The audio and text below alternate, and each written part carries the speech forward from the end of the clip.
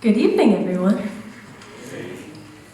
Dr. John Walton is a professor of Old Testament at Wheaton College and Graduate School, where he has taught for almost 20 years.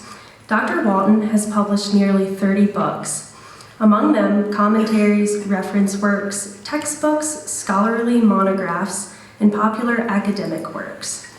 He was the Old Testament general editor for the Cultural Backgrounds Study Bible, and is perhaps most widely known for the Lost World books.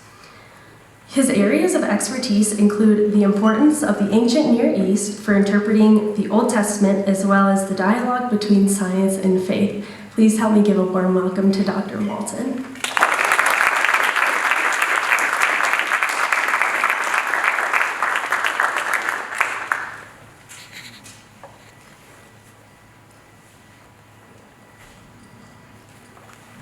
Thank you for coming out, and for being here for this talk that I would like to give.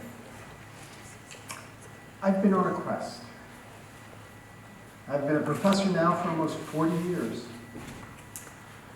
And I've been on a quest to try to figure out what it takes to be a faithful interpreter. God's word means everything to me. And the last thing I would want to do was to distort it or have misguided understanding of it. I want to try to understand God's word in every aspect of its truth. So how do we do that? So we have to start by talking about some of our methodology. If we're going to be faithful interpreters, we have to be aware of our accountability. If the Bible has authority, then our stance is one of submission. Our stance is one of being accountable to its authority. And so we have to think about how that authority works, how it takes place. Basically, then, we are accountable to the truth claims of Scripture. Scripture is full of truth claims, and they come in various ways. And so that's what we are accountable to. And if we're accountable to those truth claims, where do they come from? What's the instrument? Well, the instrument is the intentions, those communicated intentions of the human instruments, the ones God used to give us his word. That's how it works. God has communicated. They communicated. And we are trying to access that authority of God through the authority that he has vested in the human authors. So, God has a purpose in his communication. We believe that it's intentional, purposeful. And that purpose, he decided, was going to be carried out through human purpose. The human communicators who he used through the Spirit to give his word.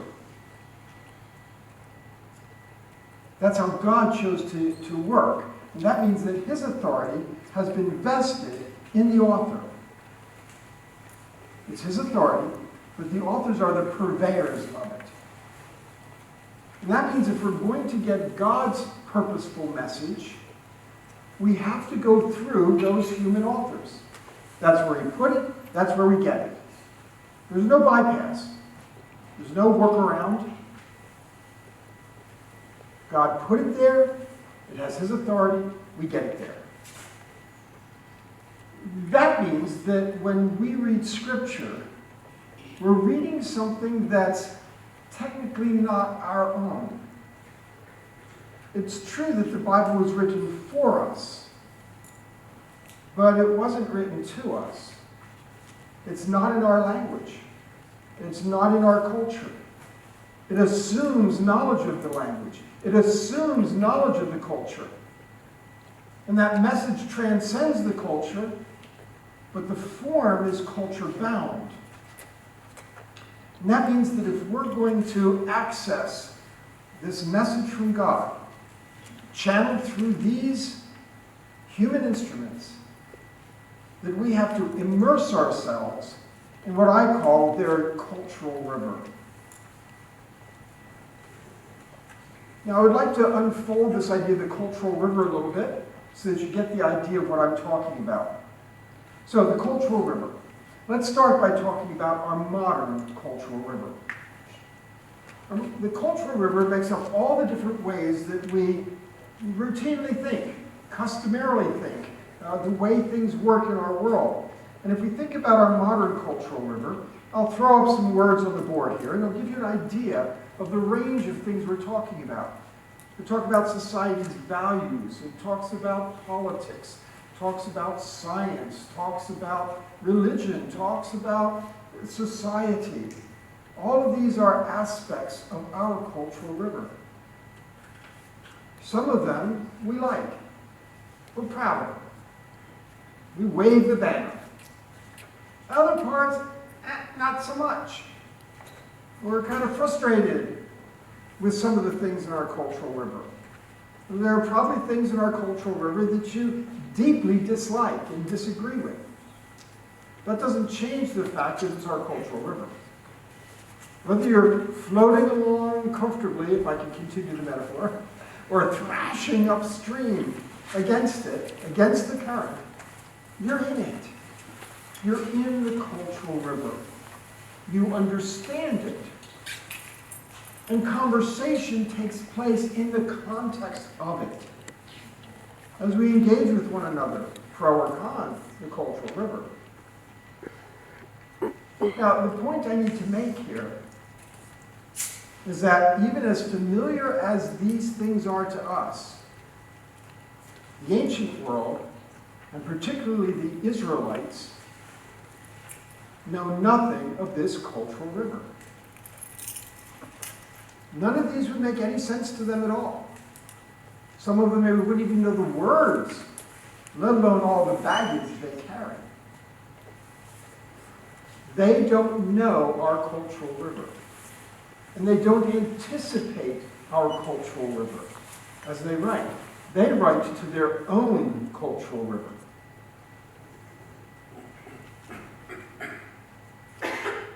We might say, well, God knows all cultural rivers. Certainly he does. I wouldn't object. But the problem is, what are you going to do with that? Are we going to say that God hid things in the Old Testament for our cultural river? Maybe he did. He could. But wait a minute. Are you going to say he did that for every cultural river of all time in every place? Medieval France, Byzantine Rome, Stone Age Borneo, shall I keep going? Is there hidden things for every cultural river? If not, if you're going to say, oh, no, it's just for us, well, aren't we cool? So we have to be careful about that. If there's things hidden in the text, how would we find them? Well, maybe the New Testament tells us about them. That's fine. That's an authoritative voice. I'm okay. But if I'm accountable, I need to be accountable to those who have the authoritative voice that God vested in them. Now, as a result of this, I don't expect to open up the pages of Proverbs and find verses about social media. I don't expect to open up Kings and find discussions of the merits of monarchy versus democracy. I don't expect to open up Deuteronomy and find discussions of a market economy versus an agro-pastoral economy. And I shouldn't expect to open up Genesis and find discussions of Big Bang or expanding universe. The Bible is written in a cultural river to that cultural river. The message is for us, but we better make sure we know what it meant to the people it was written to before we take that and say, what's here for us? So we have to start by understanding their cultural river. Now, some people very intentionally don't do that. there's a procedure that's used very frequently today that's referred to as concordism. Concordism is the idea that text, our biblical text, is going to correspond with anything that is fact. Text, fact, text, fact. Now, there's a little bit of problem with that. Let me demonstrate by a bit of a caricature, an overstatement, I agree. This picture that you're looking at, it's from a 13th century Hittite relief, 13th century BC Hittite relief. And you might be surprised to know, therefore, that the Hittites apparently played baseball. There's the picture winding up. And you say, wait, you can't say that's about baseball. Why not? Well, because they weren't portraying that. See, the author's intentions, the cultural context. They can't be talking about something that has nothing to do with their culture. Turns out this is a musician, a very active one, playing his tambourine. Okay, but that comes from an evaluation of the relief in context. I was in the British Museum, was it last summer? And took a snapshot of this picture. Who'd have known that the Egyptians took selfies? This wouldn't have occurred to us. You could do this with hundreds of reliefs from the ancient world. I've got a whole gag reel. Won't go into it. But of course the problem with all of it is, that's not what that means. You have to understand what it means in its context. Concordism isn't so much interested in that. In concordism, they read modern insights back into the biblical text. Modern today insights back into the biblical text. The text talks about God stretching out the heavens, and a concordist would unapologetically say that refers to the expanding universe. But you see, the question, does that capture the author's intention? Concordism assumes that the biblical text anticipates our cultural river. But as I've tried to point out, I don't think that's an easy methodology to pursue. The problem with concordism, as I understand it, is that it lacks controls. It allows you too much leeway to be very subjective in the dots you connect. After all, in the early 1900s, when the consensus was that we have a steady state universe, everybody was finding all kinds of biblical passages to say that. Then changes took place over a decade or two, and suddenly it was Big Bang cosmology that was all the rage. And people started finding biblical passages to talk about that. The Bible can't be infinitely flexible like that, but it supports whatever science happens to have the reign for the day. And we exert controls on ourselves, not on the text, controls on ourselves as interpreters. When we commit ourselves to accountability to the authors of Scripture. That means that we have to try to understand their cultural river. If the text was written to and in their cultural river, we have to try to grasp that. So, the ancient cultural river, what did it look like? Well, I'm throwing more words up on the board. And these are things that we might think we understand, sort of, but there's generally a lot more in the ancient world that we don't understand about some of these things. The mediatorial role of images. We mess that one up all the time. We think that the problem with images was somehow something to do with artwork or sculpture. Not the case at all. It was the role that images played. There's a lot more to learn. I can't talk about that tonight. So, we need to understand these aspects of the cultural river so that we can interpret text well, understand what the authors are dealing with, and try to factor that into our interpretation. Now, this makes people uncomfortable. I can imagine that some of you are sitting there a bit uncomfortable. Because it's our inclination as modern-day Christians that we want to read the text as it is. I get it. That makes sense. But think about it. If you're going to read the text as it is, without any thought, just kind of opening your mind, letting it wash over you, what that usually means is that you're reading it through your own cultural river. That's your default. It's all of our defaults. That's what the cultural river is. It's a collection of our defaults. And we're going to read the text through our defaults if we don't take steps to do otherwise. And if we read through our defaults, through our cultural river, we are imposing something on the text that is foreign to the text. And that's not the path to authority. And therefore, it's not the path to faithful interpretation.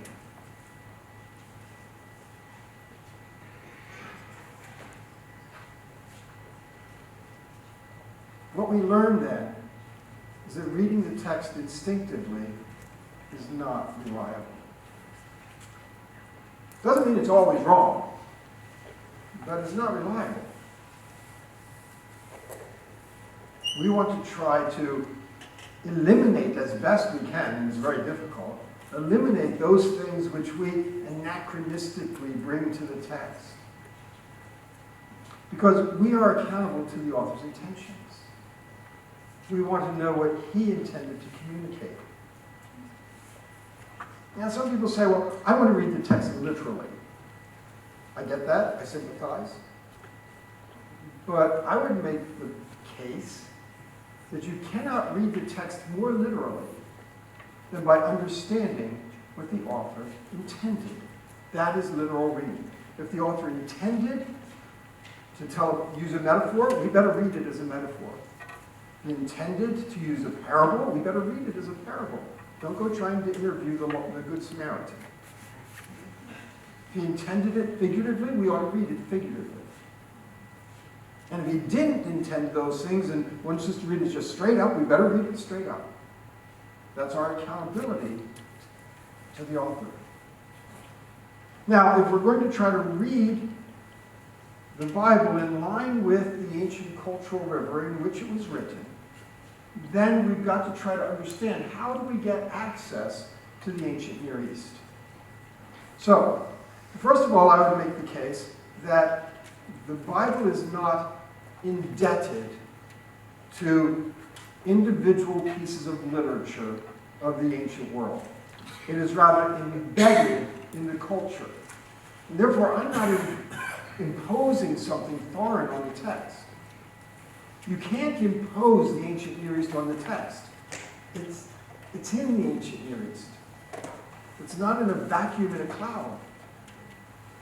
It's in the ancient Near East.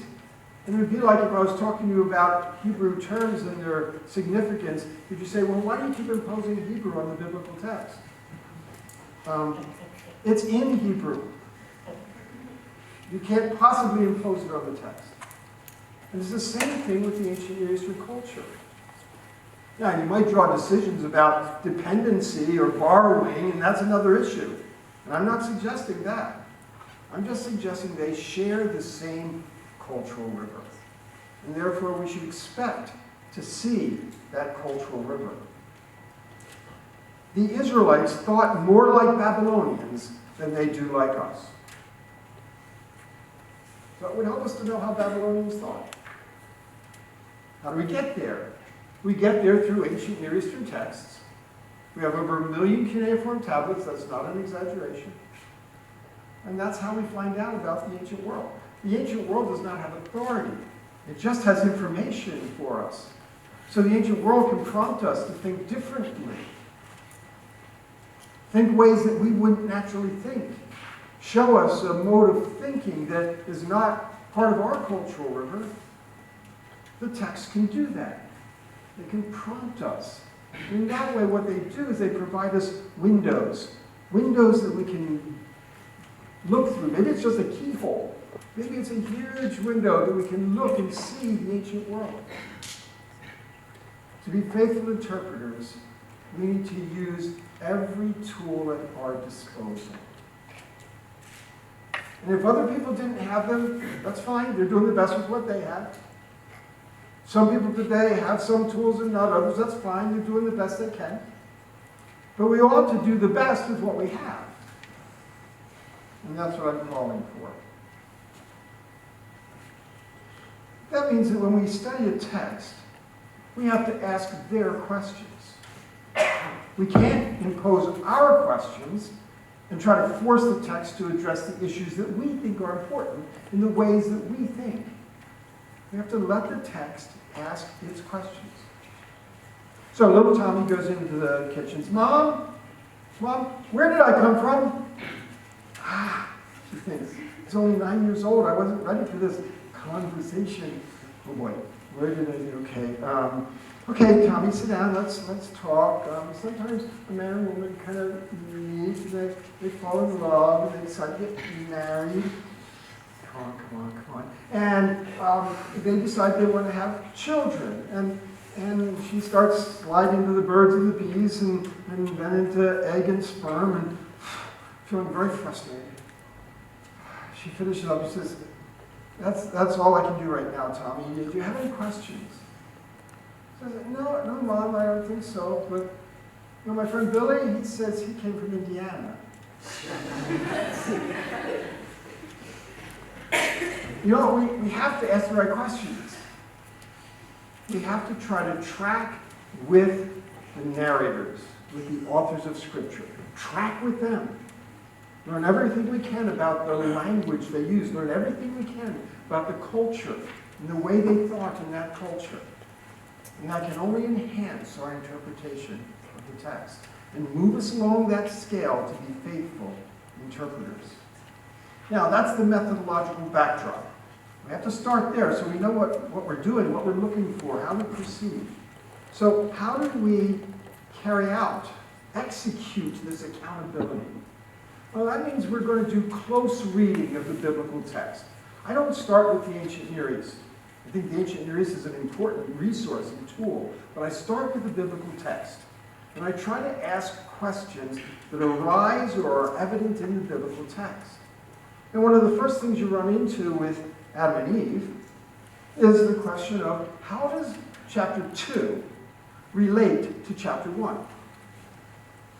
Chapter 1 has the 7 days.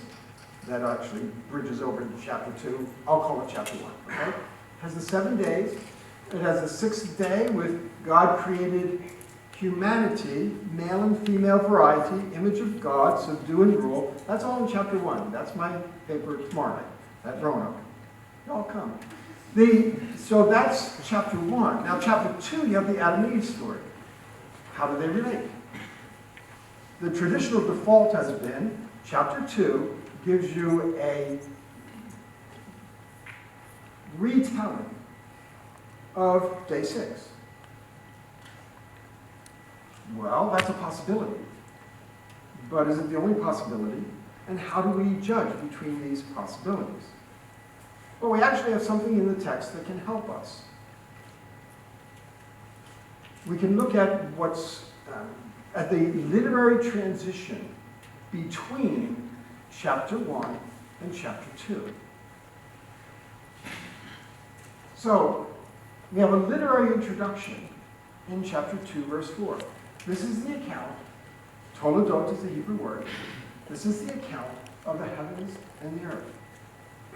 Now, this toledot formula, this is only the first of 11 times that it occurs in the book of Genesis. It's our regular transition, the one the author used. We didn't make this up.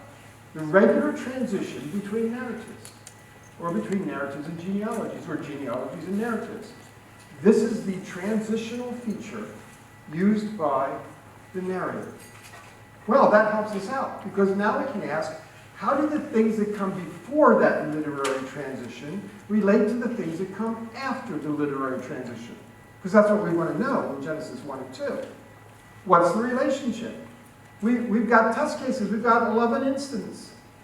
Okay, so we look at the chart. There's the references down the left, and then the relationship is expressed, and then the connections. So you can see that chart and what it presents to us.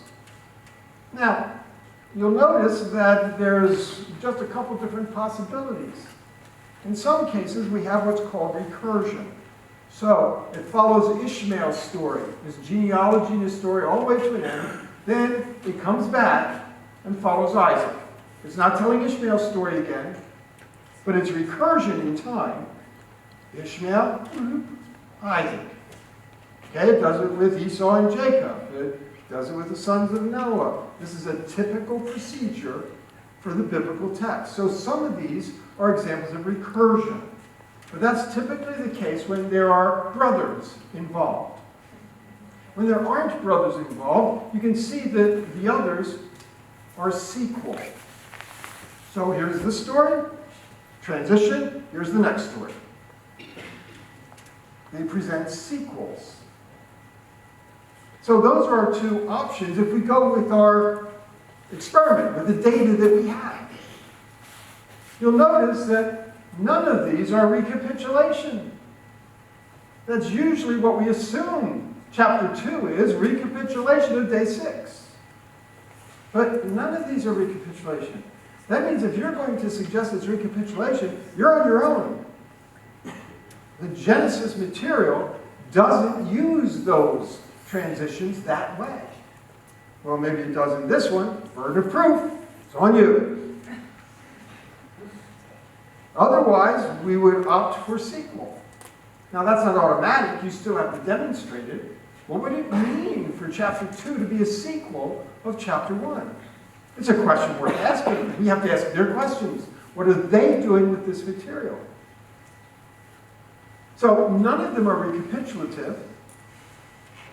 Okay? And if it's a sequel, that would mean that the people in Genesis 1 are not necessarily Adam and Eve.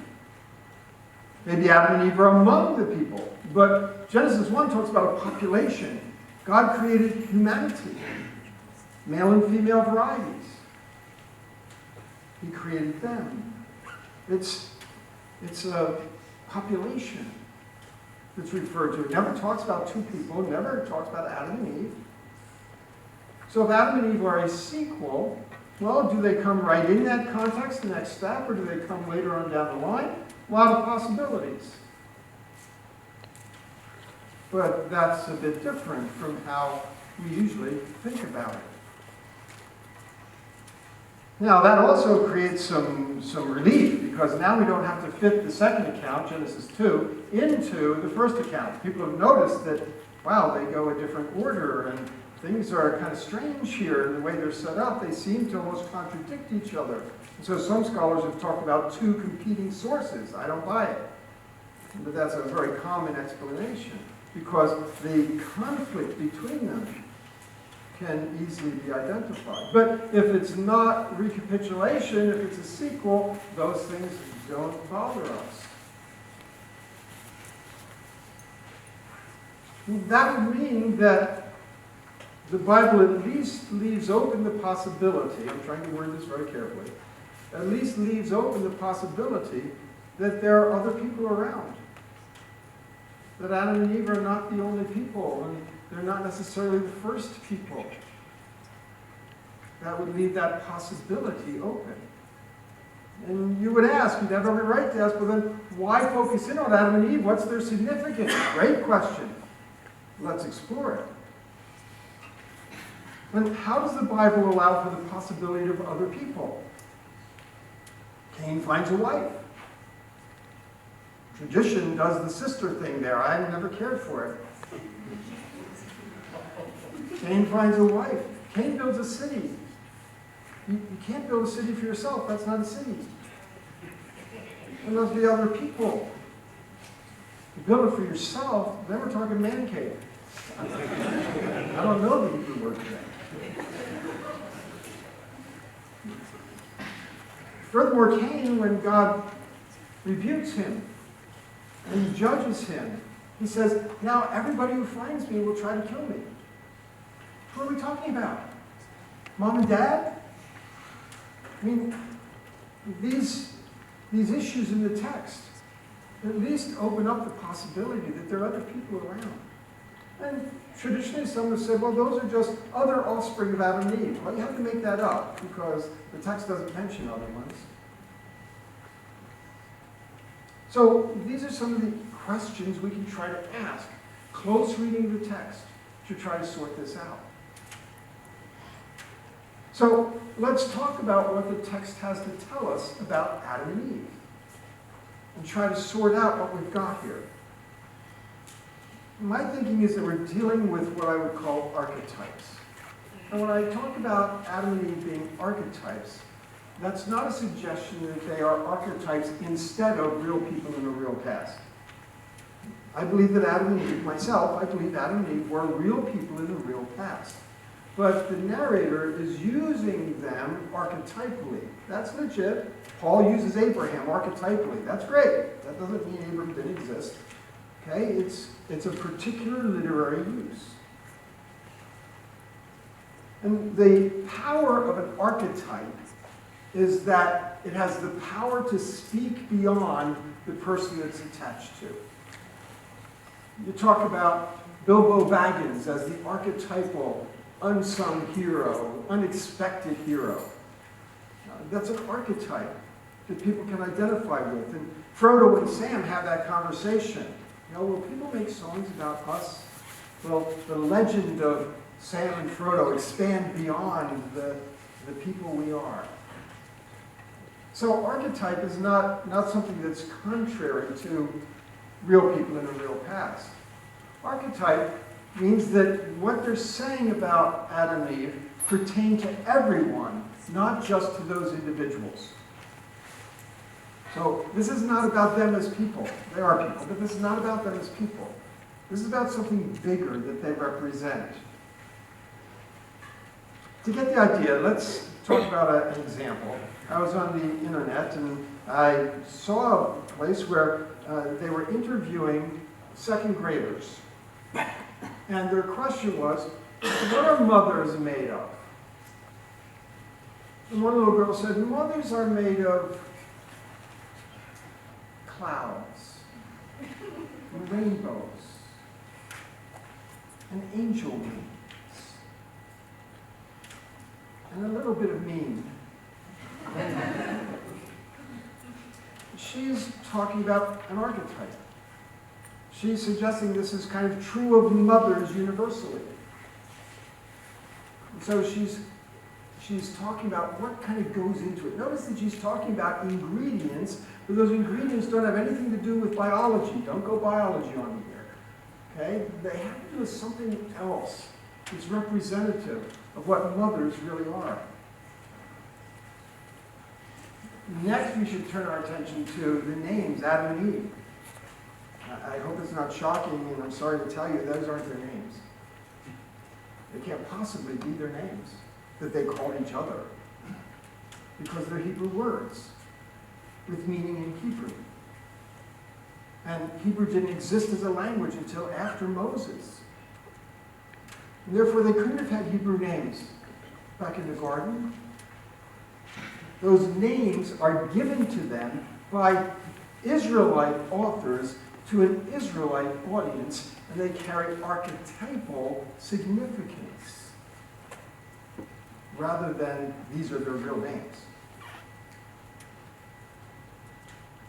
So already we start getting the hint that there's something more going on with Adam and Eve than what we have noticed. Now, as we open up the passage, we see where God turns his attention to this creative act. God formed humanity, dust of the ground. That might not be what your translation says. Your translation might say, God formed the man from the dust of the ground. Or God formed the man of the dust from the ground. But those aren't what the Hebrew text says. The Hebrew text has no preposition there, neither from or of. Now, I know you want me to prove this. Okay? Okay? So he formed, that is, the Lord God formed humanity, ha-Adam, not just Adam, but the Adam, humanity, dust from the ground. Not from the dust from the ground. There is no from or of. There's no preposition there. That's where it would be, not there. If there were one there, it would look like that. That's from. Dust from the ground. And we're going to say from the dust, from the... We need a preposition. But it doesn't have one. Instead, it has that little mark up there, which is... Did you know that's what it was? Disjunctive. To pause. And that's why I had a semicolon or a comma. God formed humanity. Stop. Dust from the ground. That's what we are. This is not an account of human biological origins. This is an account of human identity. What are we? Dust of the ground.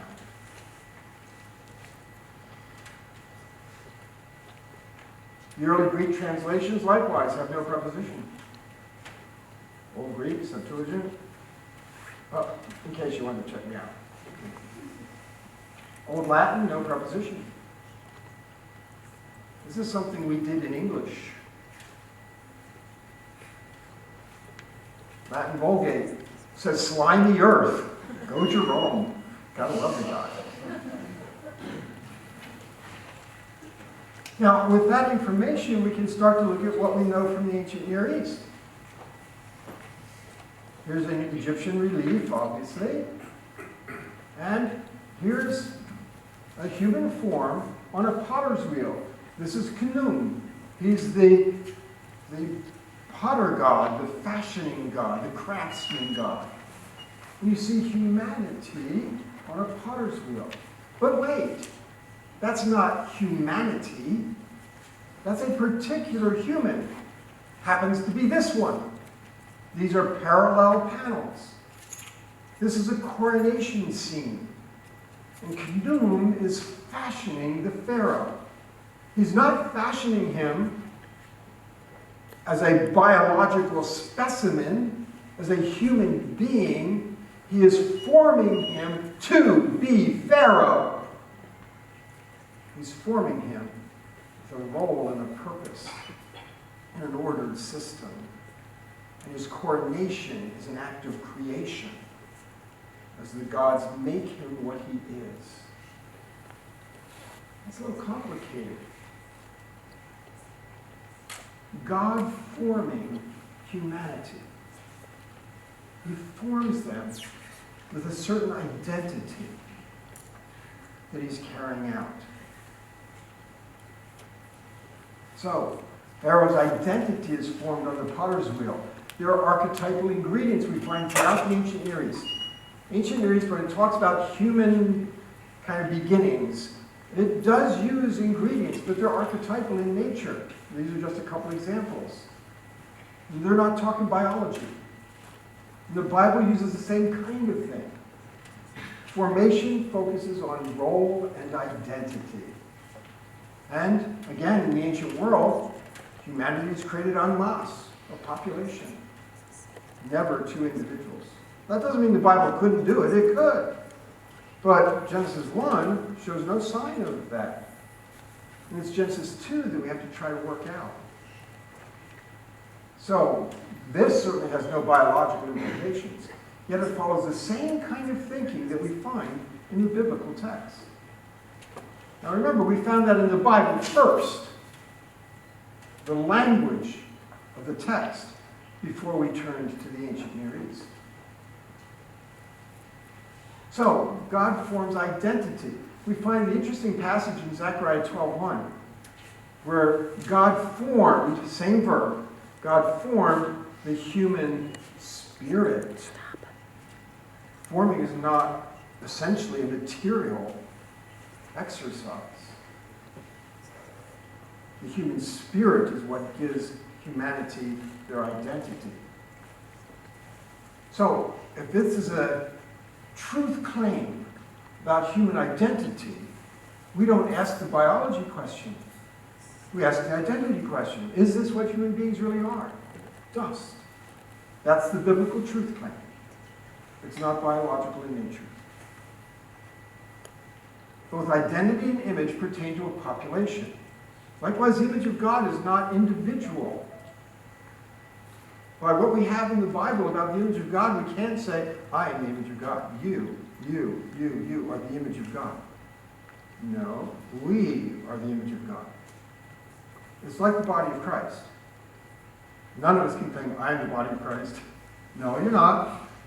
You're part of the body of Christ. We are the body of Christ. The image is the same kind of thing, a corporate identification. And E features archetypal ingredients. So here we find that what we discovered in the Hebrew text actually supported by what we find in the ancient Near East. So what are the claims of Genesis 2? The claims of Genesis 2, first of all, it's not formed from dust, right? We cross that one out. Okay? It's not chemistry. They don't know chemistry. They don't have chemistry. The periodic table is very small. Oh, sorry. Right? Likewise, it's not craftsmanship. We know it's not craftsmanship because dust doesn't work for craftsmanship. If you use clay or mud, you can shape that. You can't shape dust. So this can't be about God's craftsmanship. So it's not about his chemistry or his craftsmanship. What does dust stand for? Well, that's easy. What does dust stand for throughout Scripture? Mortality. Dust you are, and to dust you shall return.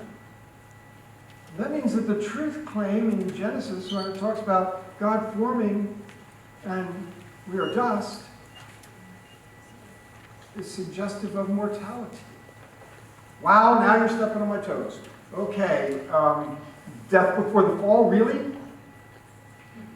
What are you suggesting here? Well, I'm suggesting that we read Paul more carefully. We go to Romans 5. And we said, Paul is saying that people were created immortal. He says that because of sin, we are subject to death. So he's saying people were created immortal. No, he's not. See, because Paul knows Genesis. He reads Genesis. He's writing about Genesis. And he knows that in the garden, there are two trees, and one of them is a tree of life. Immortal people don't need the tree of life. Why is there a tree of life in the garden? If they're already immortal. What Paul is identifying is the idea that people took from the forbidden tree, and therefore they were cast out of the garden and prohibited from having access to the tree of life. That means that in the garden, they had access to an antidote for their mortality. They had access to a remedy. And once they no longer have access to that remedy, they are subject to death because there's nothing to do for it. They're subject to death then because of their sin, because it was their sin that got them kicked out of the garden and they lost access to the tree of life. Paul is not suggesting that people were created immortal. We are dust. It's the first thing that they tell us about who we are in the Bible.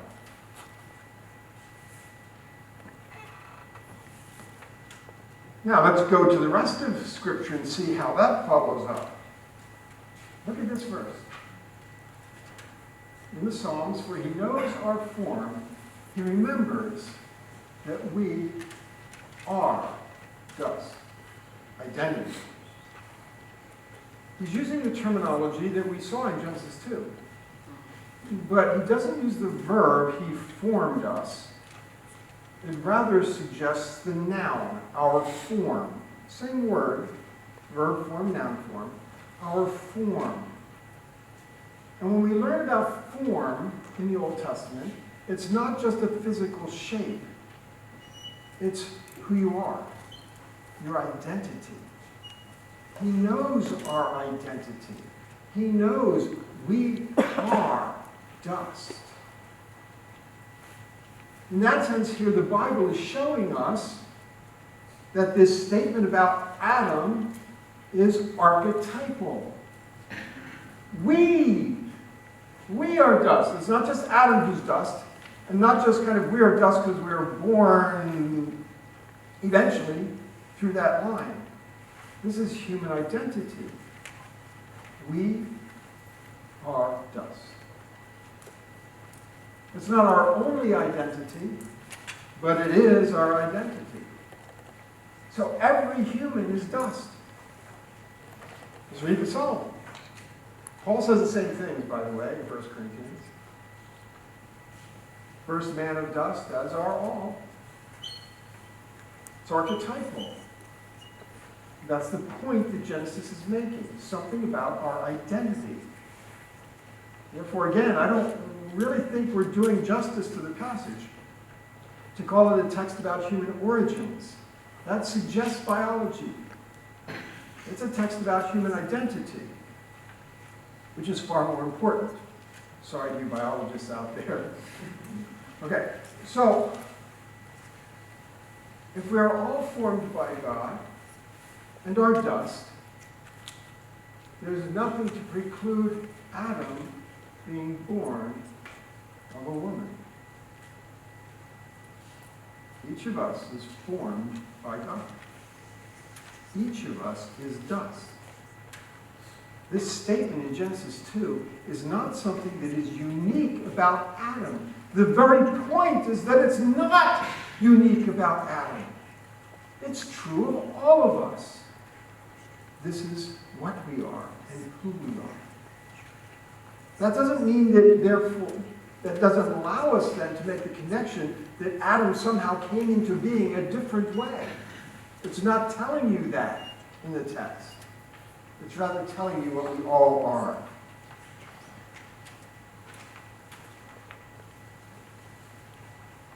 So I would conclude in this point that this is really not intended to be a story of material origins of humanity. Those are our questions. That's our science speaking. Our cultural river wants to know that. Their cultural river, other things are more important. It's intended to communicate what all humans are, not what Adam uniquely is.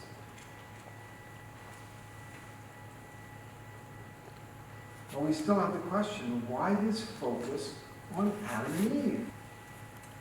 If they're not the first and only, why is the text dealing with them? We'll keep asking that question, but we're not going to get there yet. We now have to talk about the woman. So, woman created from the side of man, built from the side of man. So tell me, does Adam believe that God built a woman from his rib? One of his ribs. Does Adam believe that? I can answer fairly confidently that no, he does not. How do I know? Because he tells us. In fact, the first line out of his mouth, he says, she's bone of my bone. Didn't stop there, did he? Flesh of my flesh. Oh. We're just reading the text carefully. There's more going on here than a rib. Bone and flesh. Well, we need to understand this word better then. This word translated rib, Hebrew tselah.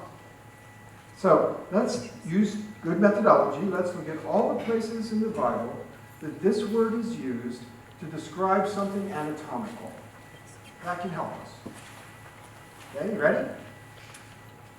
No, we're done. This is it.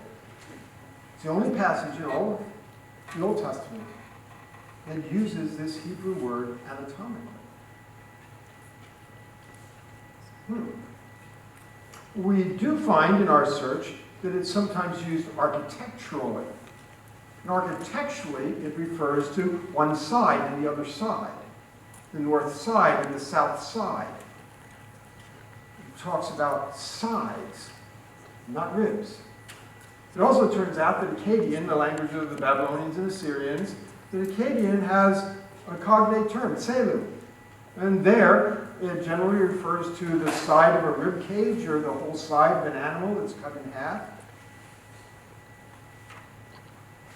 So we learn the possibility that it's not that God took one of Adam's ribs, God took one of Adam's sides.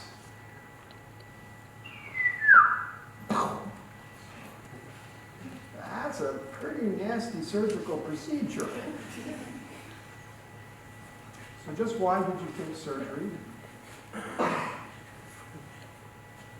Cultural River?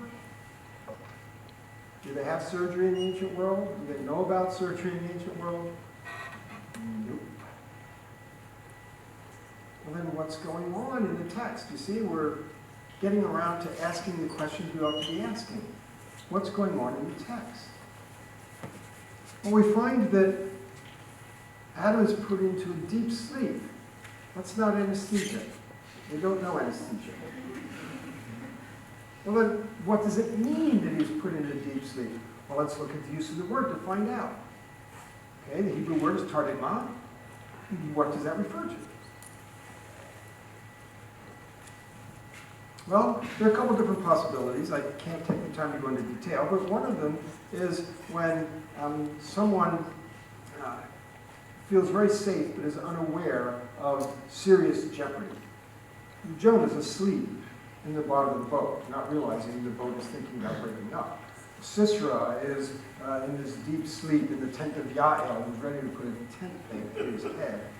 Saul is in this deep sleep when David creeps into his camp and takes his spear right from the ground by his head. And would have perfect opportunity to follow through. There's that kind of tardema, a danger that you're unaware of. That's probably not the one here. The text doesn't want to say, danger, woman, danger. Women on the floor. No. And there's another one that works a little better. The other usage of tardema is to describe a visionary state. A visionary state where something important is going to happen. The most likely one that you can use for an example is Abraham in Genesis 15. That's where the animals have been cut in two, and in a vision he sees the torch and the censer passing through them. This is for the ratification of the covenant, a big deal. And he sees it in a vision. This suggests at least the possibility, if not the likelihood, that the text is presenting Adam as having a vision, not as undergoing surgery. In a vision, he sees himself cut in half, and a woman built out on the other side. This tells him the identity, not her name. But what is a woman? Is a woman just another creature, just another animal? Is a woman what is a woman? Oh, same as you. Your other half. And so again, it's talking about identity. Now, if Adam and Eve are not biologically significant, not first and only, then what is their significance? Well, now we're ready to talk about it. When we look at the text, what prompts this whole scene where Eve is brought into the picture? What prompts it is God says, it's not good for man to be alone. And that's not talking about reproduction. He can't do it himself. It's not talking about companionship. He's so lonely. It's talking about precisely what the text has been talking about, because right before God observes it's not good for man to be alone, he gave Adam his task. What is his task? Well, his task is a priestly one. It's described in Genesis 2:15 to serve and keep. Those are not landscaping terms. Serve has a lot of flexibility to it. If it's got a direct object that is the ground or something of that sort, then it could be working the ground for harvesting or planting or things like that. But it doesn't have that here. And the verb to keep is a different sort altogether. These two verbs describe the work of the priests in sacred space. And sure enough, Adam has just been put into sacred space, the Garden of Eden. It's sacred because God is there. And Adam is given the task of working alongside God to preserve and maintain sacred space in a priestly capacity. That's different. That's something new.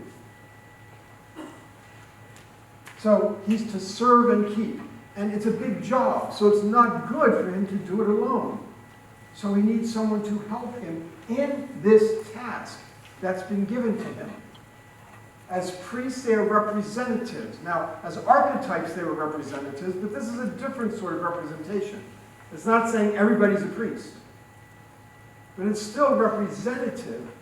If there are other people around, we don't know, but if there are, they would be serving as priests in sacred space for those people. Priestly representation is different from archetypal representation, so we've got a couple different things going on here. Priests, as Israel, is a kingdom of priests. God tells Israel, you are a kingdom of priests. That doesn't mean they're offering sacrifices. It means rather that they serve a mediatorial role, mediating knowledge of God, access to God's presence. That's what this text talks about as the role of Adam and Eve. Priestly roles. That's what makes them special. Not biology. Priestly functions. So, the message of identity in Genesis Archetypes. First of all, it talks to us about human identity. We're dust, created with mortal bodies. That's who we are. How God created us. Relationship identity. Given the role of serving in sacred space, we're in relationship with God. Mediated by priests. Implies relationship. Ontological identity. We're different from animals. Remember, God has Adam look through the animals. Is there anyone here ontologically equal? Nope. Nobody there to help him in this task. So ontologically different from the animals. Gender identity, divided into genders, yet of ontological equality. We would seek out new family relationships. We need to hasten on, our time is passing. So let's arrive at some conclusions. When we look at the truth claims of Genesis 2. And we can kind of include Genesis 1 in this as well, but what is it that we're looking at? First of all, very clearly, God is creator. Whatever mechanisms, whatever processes, whatever time periods, whenever it started, whenever God is the creator. Secondly, the Bible is interested in talking about agency. God is the agent of creation. He's doing it. No matter how else you view creation, whether you see it as something like this, whether you see it as purely happening from the words of his mouth, whether you see God instituting a process or carrying out a process, whatever you see as creation, God is the agent of that. No other options. That's another way of saying God is the creator. Agency. But agency is more important than mechanisms. The biblical text does not address what mechanisms God used, other than speaking. So it doesn't detail mechanisms. In contrast, Science is very interested in mechanisms. That's what science does. Science is interested in trying to understand and identify mechanisms. And in contrast, science can say nothing about agency. It's kind of verboten, off grounds for scientists to talk about agency. And so here we find the Bible interested in agency, not talking about mechanisms. Science interested in mechanisms, not addressing agency. And in that way, they are not making competing truth claims. They each have their own truth claims to make, but they're about different things: agency and mechanism. So we don't have to think that somehow there's a war going on between science and the Bible. There's a conflict that you have to choose. Believe the Bible, accept science, take your pick. Can't have both. I disagree. If the Bible's talking about agency without mechanisms, and science is interested in mechanisms, there is compatibility. That doesn't mean that the Bible anticipates science. Of course not. But the Bible's insisting on agency, not painting a picture of mechanisms, biological, genetic, chemistry, whatever it might be. Agency is more important than mechanisms. And that's what the Bible focuses on. Thirdly, God made us to be more than what he made us from. There's, of course, good precedent for this in biblical theology. Think about Israel. Mixed ethnic stock. Your father was a Hittite, your mother was an Amorite. This is the other way around. Your father was a wandering Aramean. Nothing remarkable about the ethnic stock. But then what happened? God chose them. He took them as his people. He called them his own. He made a covenant with them. And God created Israel by making them more than what he made them from. It's the way he works. And of course, it's true of all of us as well. The New Testament is pretty clear about this. Some of you were murderers and adulterers and thieves, but now you are a new creation because God took you from that and made you new, made you a new person. So I am crucified with Christ, but nevertheless I live, but it's not I who lives, but Christ who lives in me. So God has taken each of us and made us more, his children. Made us more than what he made us from. And it doesn't matter whether you think that God made you with the snap of a finger, the utterance of a word. It doesn't matter whether you think he made you from the dust in front of him, or a primordial pool, or from a chain of homo whatevers. Doesn't matter. God made us more than what he made us from. But it does.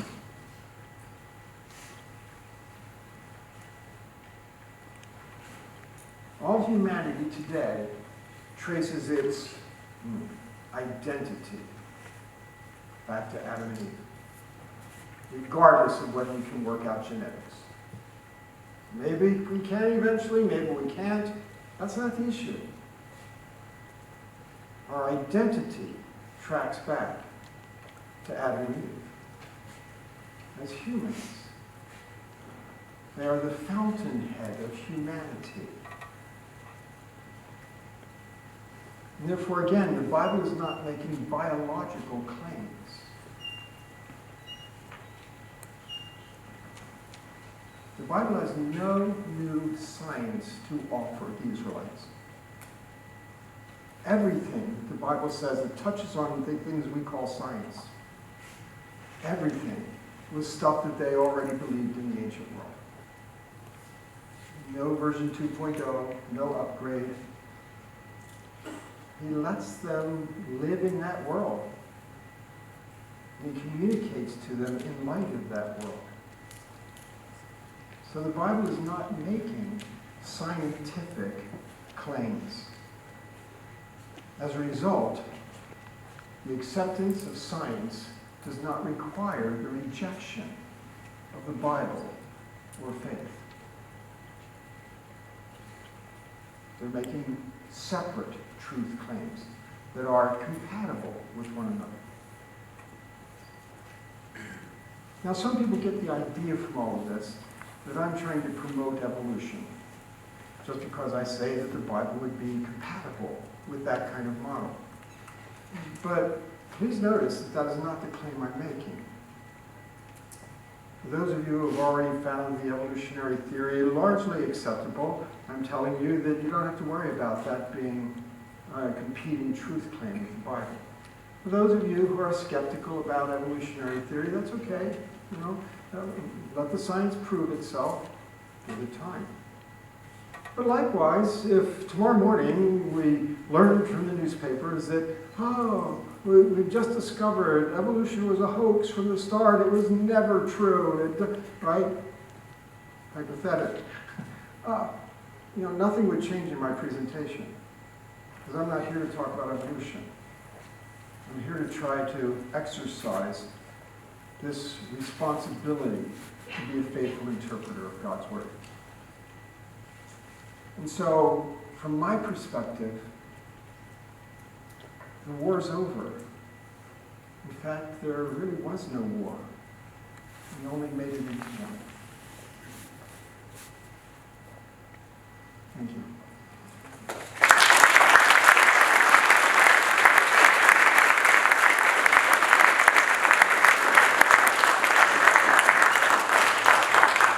At this point, we're going to have some Q&A, as was mentioned. There are microphones up here. A few guidelines. Number one, make it a question, not a statement. Yes, I am experienced with this. Number two, keep it brief. We want lots of people to have a chance. Okay? And number three, keep it Christian. Keep it gracious. We can interact with each other in gracious ways, even when we disagree with one another. So, my intention is to be gracious, and I hope you'll come to the microphone with your own intentions to be gracious. And they'll know we're Christians. Yes, sir. Thanks. I'm glad that you mentioned the possibility of evolution falling off the table by tomorrow. And my friend Marty Wells at Cornell, head of biostatistics, who doesn't believe in it, maybe he'll be the one to push it all. But here's my question. And I'll admit it's pejorative. Don't you perhaps exaggerate the difference of the cultural rivers around the world and between us and the ancient people? And here's my challenge to you. When you look at Gideon and the incident with the wool and the dew on the wool or not on the wool, you have to move on not to see that as a controlled experiment, to see that as the same thing scientists do today. So I would say to you that Gideon's, at least his thought process there, is exactly what a good scientist does today. So I would suggest to you that the cultural rivers, yes, when somebody cuts two animals in half and walks between them, yeah, we don't know anything about that. But isn't there perhaps more that's similar than one might gather from what you say? Thank you. Certainly there are similar things, but I don't believe that those occur in the scientific world beyond what we can see from observation. Gideon's fleece is a good case to look at. Gideon certainly understands the way to collect water in the desert. Lay out a fleece, something absorbent, it'll absorb dew. They knew that in the ancient world. That can be shown by experience and by observation. So they certainly understood that the dew would collect on the fleece. But you need to know the cultural river to understand exactly the nature of that two-night experiment. The first night, he says, let there be dew on the fleece and the dry ground all around. Now, the ground all around, he has already specified, is a threshing floor. Threshing floor is either rock or hard-pounded dirt. Therefore, when he asks for the wet fleece and the dry ground, he's asking for something that is absolutely a normal experience. Because that's how they always did it. The rock wouldn't absorb the dew, the fleece would. Well, why would he ask for something that's utterly normal?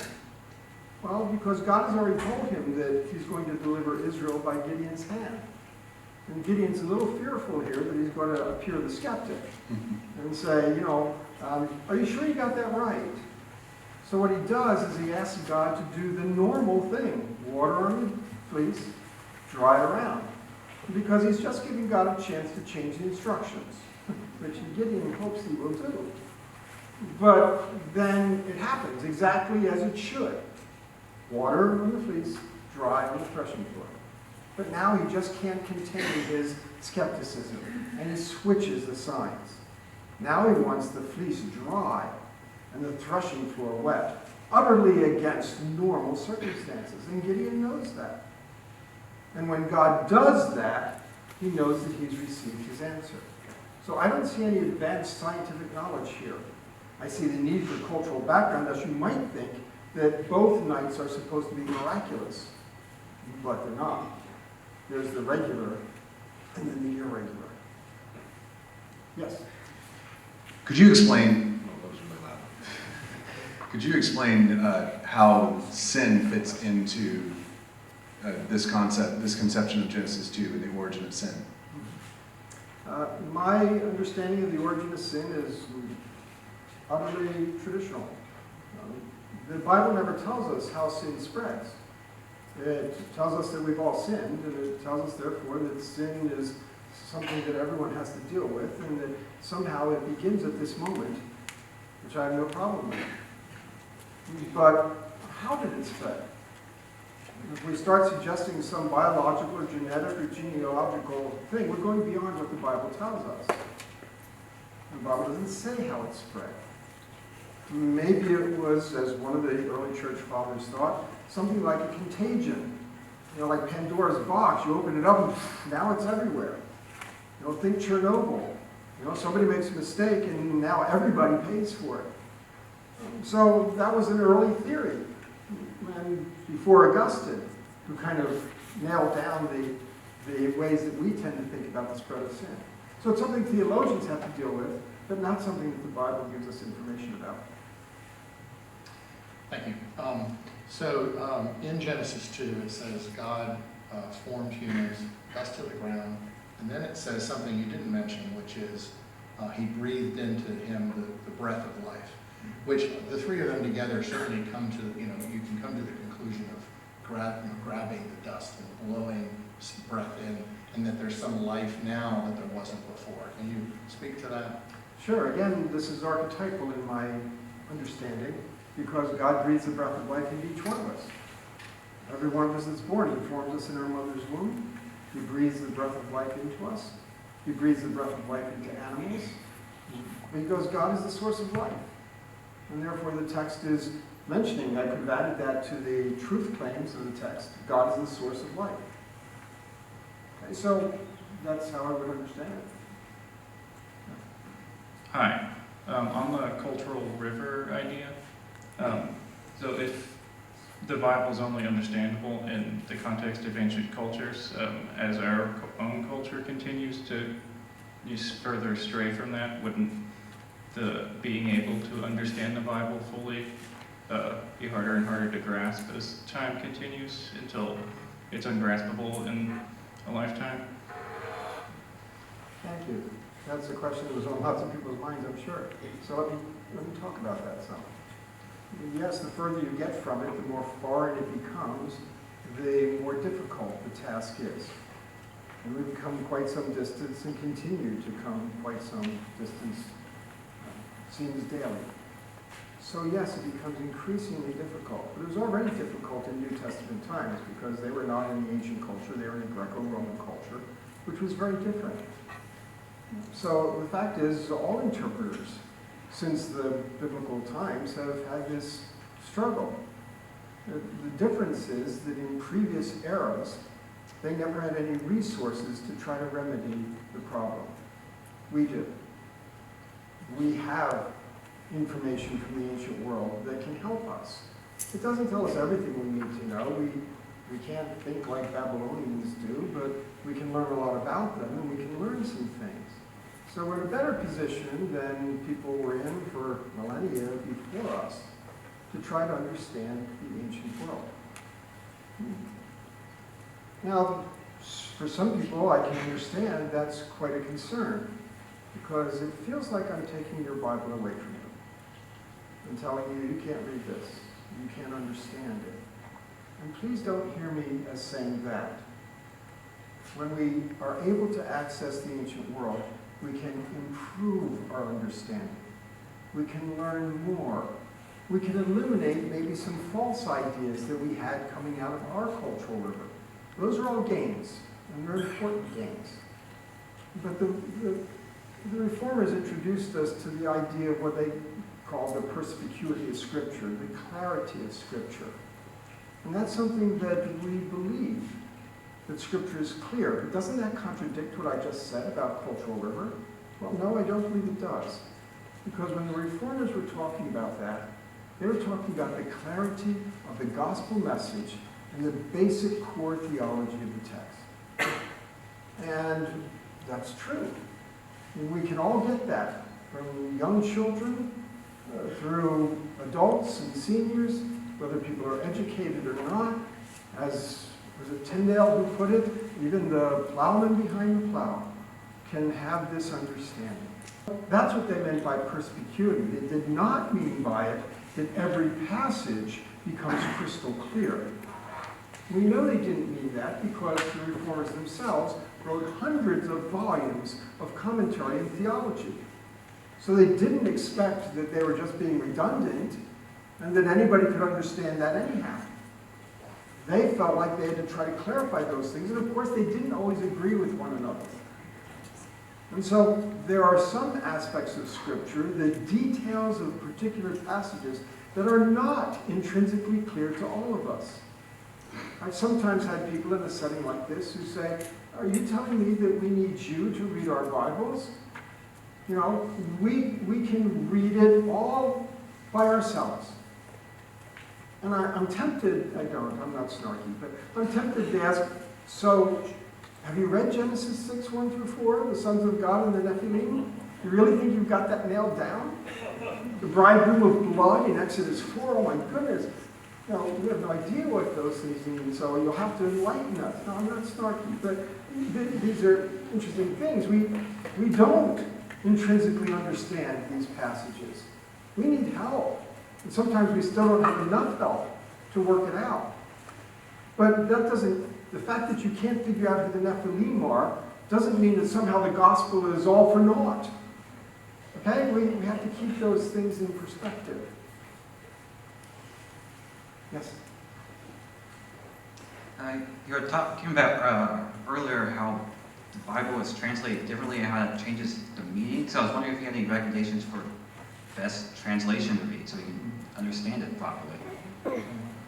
No one's a perfect translator. I've worked on translation committees and don't bank on that. No one's a perfect translator because translation, by definition, is interpretation. And there are no perfect interpretations. And so there are no perfect translations. And that means at some points I'll agree with a particular translation, other points I'll disagree. And on another translation, different points that I'll disagree or agree.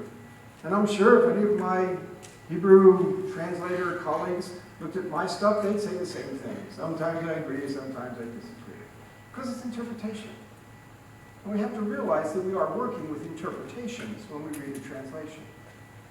And we not only need help translating, we need help, we not only need help translating the language, we need help translating the culture. Today they call them cultural brokers. Somebody who mediates between two cultures to help bridge the gap of understanding. And in biblical studies, we need cultural brokers as well as translators. Just because you have a translation doesn't mean you've gotten everything you need to know to read the text well. Okay, take an example. Tower of Babel. for centuries. People read the Tower of Babel and say, oh, they're building the tower to try to go up to God. And they want to commune with him, or they want to overthrow him, or they want to put an idol on the throne, or they want to put themselves on the throne. They're ready to storm heaven. Well, that's Greek mythology. That's not the ancient world. And that's not the Tower of Babel. The Tower of Babel is a ziggurat. That's been demonstrated pretty clearly. And the ziggurat is not built for people to go up. It's built for God to come down. And so this whole idea of them storming heaven has no basis in the facts of what a ziggurat is and what this tower project did. And that opens up all new possibilities for interpretation. But we wouldn't know if we didn't get information from the ancient Near East to help us know that this was a ziggurat. Okay, so yes, without the ancient Near East, the likelihood is strong that you would misinterpret that passage. We did for hundreds of years. With the ancient Near East, a lot of other things become clear, and we can make some more sense of it. So there, it's not a matter of translation of the text. It's a matter of cultural understanding of what these towers are and why they were built and what that all meant. And so it's a cultural understanding. Translations are necessary, but in one sense they're this is going to sound too strong, a doomed enterprise. Because languages don't work that way, that you can just dump them in another bucket and get the same thing. Languages don't work that way. There are any number of terms, Hebrew terms, important ones, theologically powerful ones, that we do not have an English word for. So no matter what the translator put there, it's not accurate, because we don't have an English word. And that's some of the difficulties. Now, the Cultural Background Study Bible just happened to get it. The Cultural Background Study Bible. That's a Cultural River Study Bible. All the study notes have to do with the cultural river. Whether it's history or geography or archaeology, whether it's manners and customs or ways of thinking, ancient pieces of literature, it's a cultural river study Bible. And I explained the cultural river just like I did tonight earlier. In the beginning of that book, I'm the general editor for the Old Testament. Craig Keener is general editor for the New Testament. But likewise, at the very beginning, I have a chart of 60 Hebrew words, important Hebrew words, that really do not have an English equivalent. And I explain the words in a paragraph. Publisher of translations don't like you to do that. I explain them in a paragraph rather than just say, it means this, and give you one word. So I'll give you it's important words like shalom and chesed and tov, good. Important words that we really don't render well into English. So this has lots of those kinds of resources. I'm sorry, I've been neglecting you. I was just wondering, so maybe this is less of like a super theological question, but how, obviously you put a lot of like years of thought and like research into this. What were kind of some of the factors in you coming to the conclusions you came? Because some of this seems like you're kind of coming at it from like a new angle or slightly different perspective, the way you're arranging some of the pieces. Like how did you kind of come to the conclusions of what's kind of your story of working through this? And I mean, because it's interesting, I think the origins question is one, people come to different conclusions as far as answers because they're often asking different questions, I guess, and so sometimes it's hard, like, I feel like we fight over the answers when sometimes you're actually asking different questions. So I was kind of curious, like, what shaped the questions you were asking when you're looking at this? Well, after I did my doctoral work in comparative studies, I wrote on the Tower of Babel. After I did my doctoral work, I went and began teaching, and really for the first more than 15 years of my teaching, I still would identify myself as young Earth. And I was explaining to classes, that's because I don't know how to read the text any differently. And I'm kind of uncomfortable with it from a scientific standpoint, but for me the text has higher value. And so I'm kind of uncomfortable uncomfortable young earther. That's how I would describe myself, because I don't know how else to read the text. I was not comfortable with reading the text as a day-age theorist would. So there I was, kind of, all that time I was studying Genesis, teaching Genesis. I was studying ancient Near East, teaching ancient Near East. So I was studying all of those issues, but I still couldn't put anything together. And it actually happened in the middle of teaching a class. I was teaching a class, it was a Hebrew class, we were doing Genesis 1, and in the conversation of that class, I started framing questions for the students in ways I hadn't framed them before. And it led me through a sequence that I asked them, what kind of creation account is this anyway? And it was just, I suddenly, all the stuff I'd learned about Genesis, all the stuff I'd learned about hermeneutics, all the stuff I'd learned about ancient Near East, I said, oh, I see it. I see it. Now, maybe you're suspicious of that kind of process, but it was years of preparation that made that possible. And that's what led me to start thinking in some of the terms that I'm thinking. Now, that led to the Genesis 1 stuff. That's tomorrow night.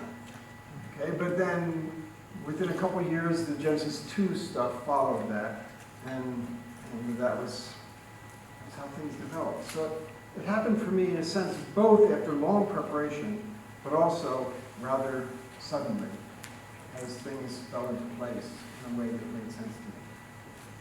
So that's just my story, and other people have other stories. Yes, sir.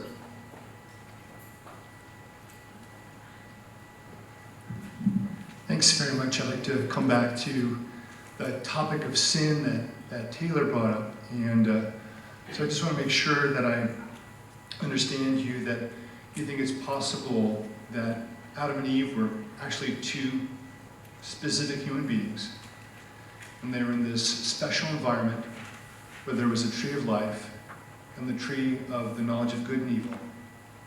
And so you think that the tree of life was actually sustaining them in a way that would not have been possible from their created, their dust nature. And so you didn't use the word federal, but I've heard this term just used, the federal headship of Adam and Eve in their role in sin. Is that different than your archetypal role? No, federal headship overlaps significantly, I think, with archetypal. They capture a few different things one way or another, and federal headship was never meant to deal with the biology questions the way I do with the archetypal ones. The question about, so are we talking about real trees and real fruit and a real garden? I mean, I've said that I think that Adam and Eve are real people in a real text. But how about the rest of the stuff there? Well, the garden is sacred space, and where God's presence is, it's hard to ignore that aspect. Some people would prefer to think of the trees as sort of symbolic, rather than actual trees, and the fruit as symbolic. Well, certainly whether they are actual trees or not, they have a symbolism that is the most important thing. That is, the tree of life and the tree of wisdom are in the garden, God's presence, because God is the source of life, and God is the source of wisdom. And if he chooses to represent that in a couple of trees, that's his business, and he can certainly do that. Samson's strength was represented in his hair. That's silly from a biology standpoint, but if God did it that way, that's fine. So I don't really contest one way or the other. I don't make a case one way or the other, because the importance of those trees is to indicate that life and wisdom come from God and in his presence. Now, on the theological issues, you really ought to be aware of a new book that's just coming out. It's one that I didn't write, but a new book that's just coming out by Gisbert van den Brink, and it's called Reformed Theology and Evolutionary Theory. Okay, I deal mostly with texts in ancient world, and so I've been hoping that someone would come along and deal with the theological issues. And that's what he does, and he does it very well. So if you're interested in the theological side, death before the fall, animal suffering, sin and salvation, if you're interested in those kinds of elements, I recommend Van den Brink's book, Reformed Theology. Great. Just one follow-up question, if I could. So do you believe that this couple, their decision to eat of the tree of the knowledge of good and evil, whether that was a literal tree or not, do you believe that had a cosmic effect on the rest of all humans that existed at that time, or that this is just something that humans do, is they just sin? No, I see sin as entering at this point by an act of Adam and Eve, and therefore spreading to others. Thank Again, you. very traditional view. Thanks. Yes? Hi, yeah, so I have a bit of kind of an application question. So for us, just going about our everyday lives, and especially I'm speaking from like a student perspective, like going to classes and that kind of thing, when we sit down to read our Bibles or to have a moment and look at the scripture, how do we take all of this into account without having years of academic knowledge and studies? How do we approach reading it differently, even if we don't have the knowledge? Good, thank you. That's a very important question. You know, one of the main things to try to process is the understanding of the cultural river. That is, to recognize that you have a cultural river, and it's not the same one that's in the Bible, and therefore there's benefit in trying to move it just a little bit aside and look past your own cultural river. If we're trying to do that, we're going to make progress.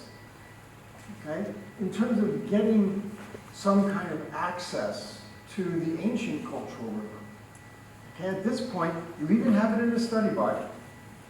This gives very full access to the cultural river, as much as we know it. And so again, as you sit and read your Bible with no expertise in Hebrew, no expertise in the ancient world, there's a resource that can give you some pretty substantial access as far as we have it.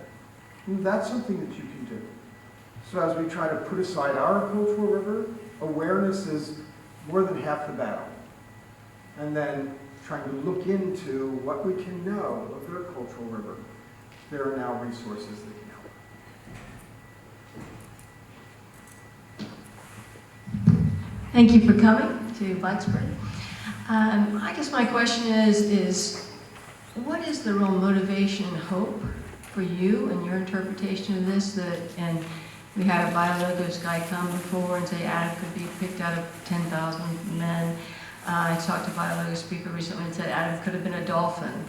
How does this interpretation that sort of goes against the ancient church fathers' interpretation and thousands of years of translations, what is this new sort of perspective? How do you see it furthering the Great Commission?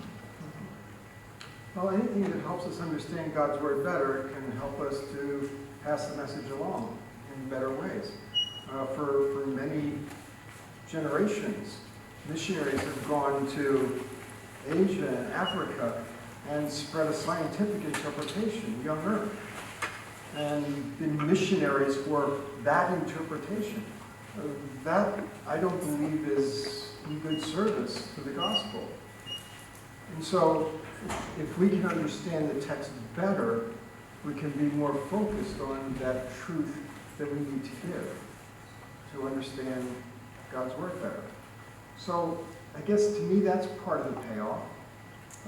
The other aspect is we always benefit if we can improve our interpretation.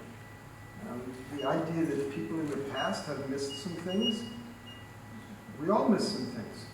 You know, that's not a condemnation of them, but we have resources that they didn't have.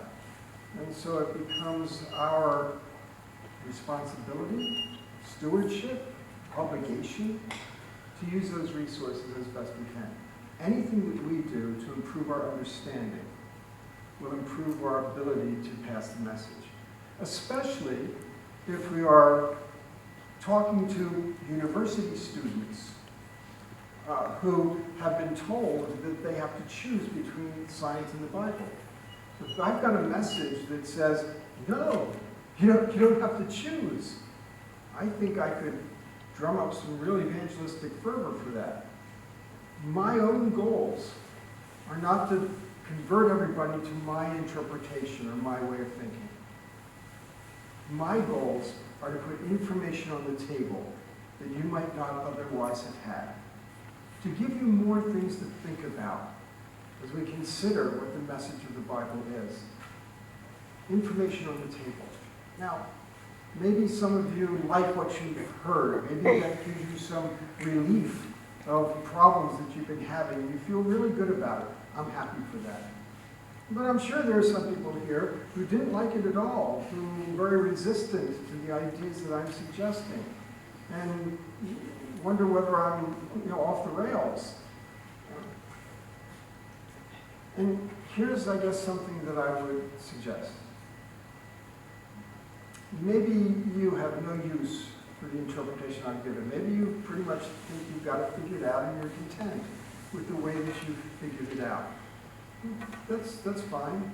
But the fact is, odds are good that someday that someone you care about, someone you love, a child or a grandchild, a friend or a neighbor, is going to come to you with this question of the battle between science and the Bible, and they're going to be ready to give up their faith because they're stuck in the battle mentality, and they think that the only escape is to choose one or the other, and they're ready to choose science and jettison their faith.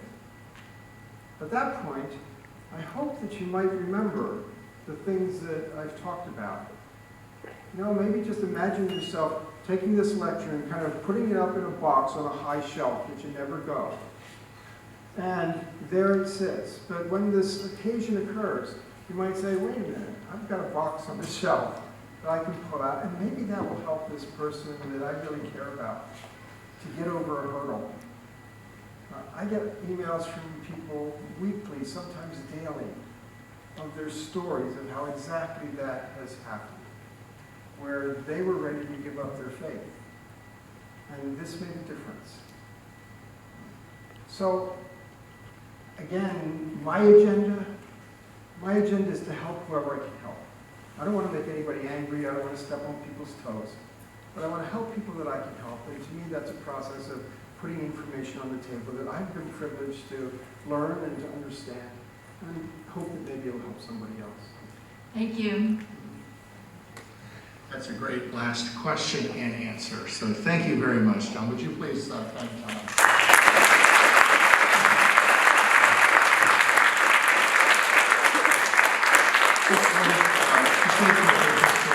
Next week, Taylor, wave your hand, Taylor, is going to give lead a discussion next week at the Bradley Study Center, 7:30, Monday night, 104 Faculty Street. James, could you speak loud and tell us where John's speaking tomorrow night at Roanoke College? Would you please do that?